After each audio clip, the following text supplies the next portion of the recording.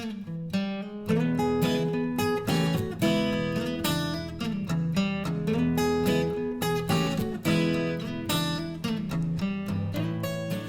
just wanted you to see my favorite apron.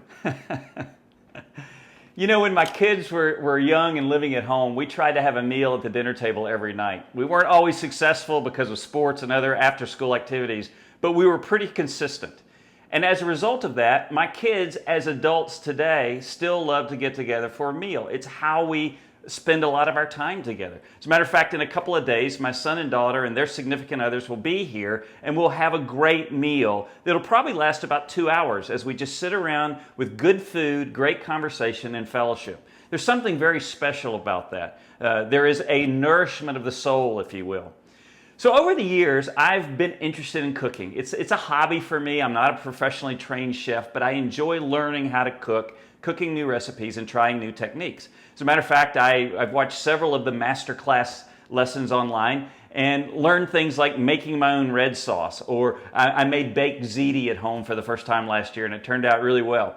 But one of the tips I'll share with you that I learned in a cooking class was about how to cook rice. Now this seems pretty basic. It's got a certain amount of water and you put the rice in and you boil it until it's done. But my rice never turned out right. It was either too sticky or it was too hard. And what I learned from a chef on a television show, making rice like pasta. Put it in a large pot of boiling water, put the rice in there, don't worry about having the right amount of water, and just boil it like pasta and test it when it's about the time that it's supposed to be done. And when you get it to the consistency you want, you take it out of the boiling water. It's that simple.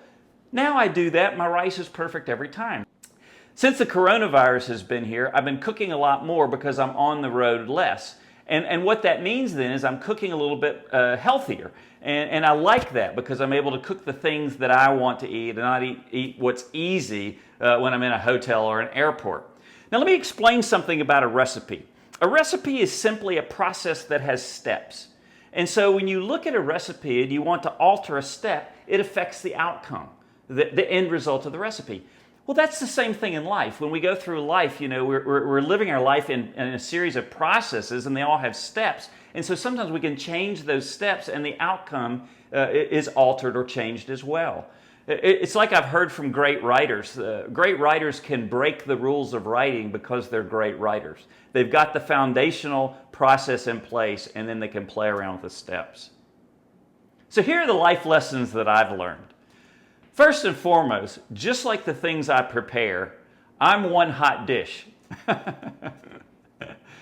Secondly, if you think about the things in your life and you want to change something, you want to improve in something, break it down into steps, just like the recipe, and see if there's a way that you can change a step in the process that'll affect the outcome. And lastly, I consider my hobby as cooking, which I believe not only nourishes my soul, it hopefully nourishes others. And so I ask you, what are you doing to nourish yourself and to nourish others?